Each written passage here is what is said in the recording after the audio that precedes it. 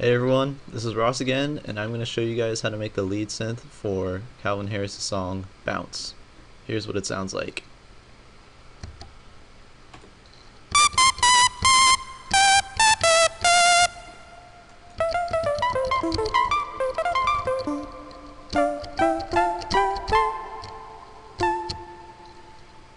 Alright, I'm going to show you guys how to make that synth right now.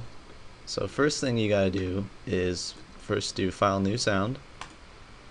Alright, and so this sound is actually pretty basic. It's just a saw wave, and we're going to pitch it up 12. There we go. And we're just going to achieve that sound right away by taking LFO5. I mean, you can use vibrato, but you don't really get to control it as much, and I don't know, I don't really like the built-in vibrato, so I like to make my own. So let's do that first. LFO5, put on oscillator 1, and pitch that up 1 as usual. And as I did before, we'll pick sync, turn restart off, mono on, make sure the X-fade curve is all the way up. And for this, we're going to use ratio 1:16 and turn the amp down to about middle right there. And listen, we're going to have the sound already. Sounds just like it, but you know, it's missing all the effects and stuff to make it even more interesting and useful. So since we've already got the sound going, let's just start adding effects. First thing to always add, reverb. Size up here, density all the way up, color all the way down, dry wet about here. And we're gonna automate all these things, but we just want to hear what it sounds like right now. Really, really reverby. Okay, and let's EQ this. High shelf up, low shelf down a little. Good. And if you want, you can add some let's just leave it as it is. You don't need to add anything for effects 2. But you can, if you want, you can add delay sync there. I'll just add it anyway. That there, that there, that there. I don't really think that you want your lead to be echoing. But I mean, if you want to use it as like something in the background, the delay can always make it more atmospheric, I guess. Here, actually, let's do this. 4, 8, so it echoes left to right. I don't know if you guys can hear that, but it echoes in sync with each other, left, right, on beat 4.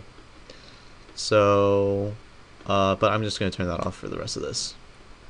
And now we want to automate a envelope so we get the plucking sound that we always like. So envelope 1 on the cutoff for low pass 4. Turn resonance down, envelope 1, and I'm going to turn the level of this about there. This level about there.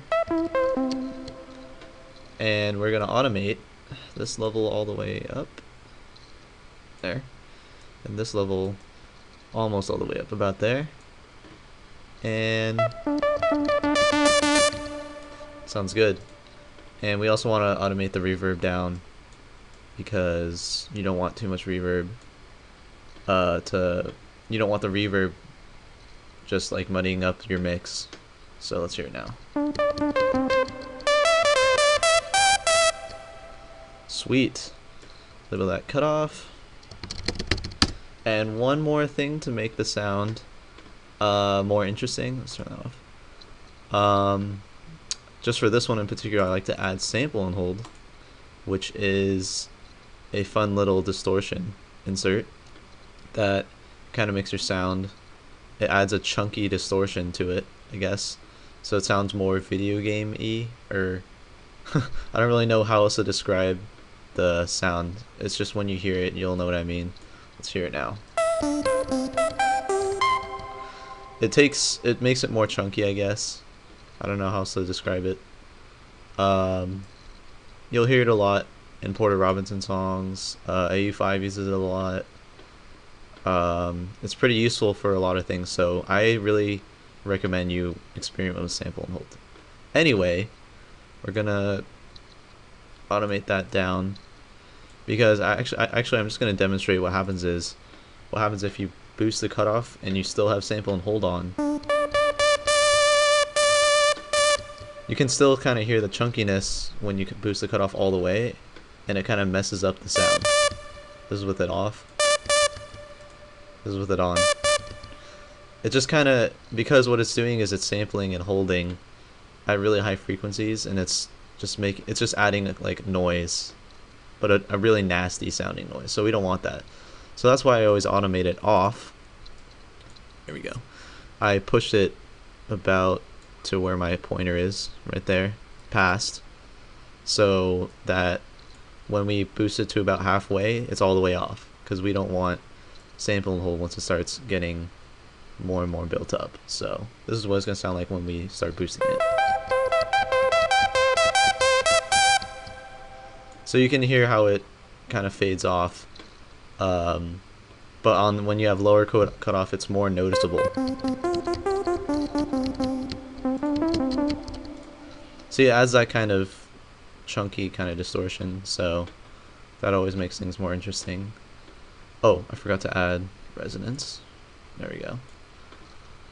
And you don't have to do that, but in my opinion it makes the plucking sound more noticeable as you up the cutoff, so that's always good. And that's pretty much it. I mean, other than this sound also sounds pretty good when you do monophonic, and I'm just going to demonstrate equal about there. You can get some pretty cool sounds out of it.